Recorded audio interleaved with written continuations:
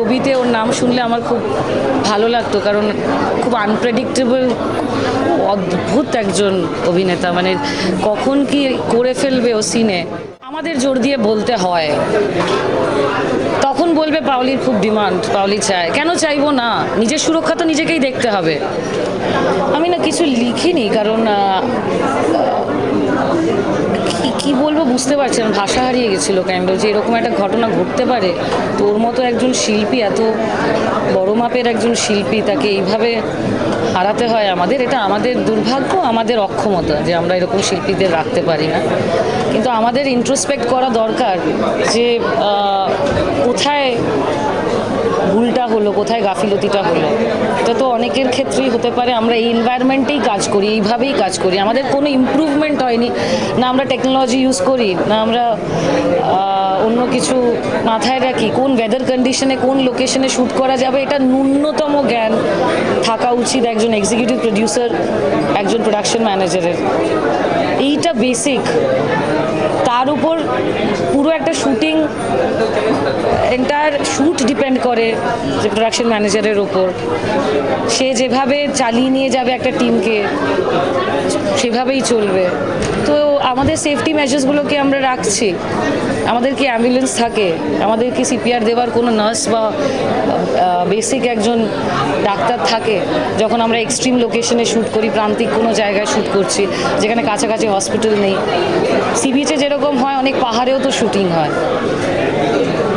আমরা senior citizen নিয়ে যখন শুটিং করি, আমাদের কি সেই ফায়ার মেজার্সগুলো আছে, আমাদের এক্সটিংগুইশার্স থাকে প্রপার। তো অনেক কিছু ভাবতে হবে, মানে অনেক কিছুর পরিবর্তন চাই। মানে তবে গিয়ে, এটা তো একটা ইন্ডাস্ট্রি, এটা তো চ্যারিটির জায়গা নয় যে কেউ শিখতে আসছে, নতুন কেউ শিখতে আসছে, তার এরকম একটা কিছু হয়ে গেল, সেটা নয়। It's a professional world. তাহলে কেন আমরা প্রফেশনালি দেখছি না এটাকে? ফার্স্ট এড বক্স অনেক জায়গায় থাকে না। আমি চেষ্টা করি আমার যে কাজগুলোতে থাকা, কিন্তু সেগুলোতে অনেকটাই আমাদের জোর দিয়ে বলতে হয়। তখন বলবে পাওলির খুব ডিমান্ড, পাওলি চায়। কেন চাইবো না? নিজের সুরক্ষা তো নিজেকেই দেখতে হবে। তাহলে প্রডিউসারদের এত সমস্যা কেন থাকে যে অভিনেতা অভিনেত্রীদের যখন অন্তরাজ নিয়ে কথা ওঠে, কেন থাকবে না? নিজেদেরটা যদি নিজেদের উপরেই বর্তায়, তাহলে অন্তরাজ আরও বাড়ানো উচিত, সেফটি সিকিউরিটি অ্যাড করা উচিত, অ্যাক্টর অ্যাক্ট্রেসদের রেমিউনারেশনের সাথে অ্যাড করা উচিত। এটা বহু কাজ করেছি একসাথে। আমরা বললাম কাগজের বউ থেকে শুরু করে বাপ্পাদার ছবি, বাপ্পাদিত্য বন্দ্যোপাধ্যায়ের ছবি, তারপর আজব প্রেম এবং একটা খুব সুন্দর ছবি করেছিলাম অরিন্দম দেব, কালী, আমার ফার্স্ট ডেবিউ ওটিটিতে, সেখানেও আমার বিপরীতে।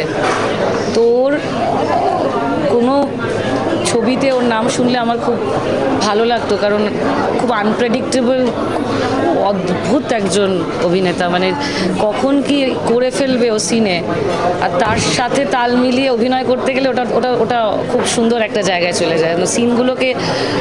সিনটা একটা অন্য জায়গায় লিফট হয়ে যায় ওরকম অভিনেতা থাকলে।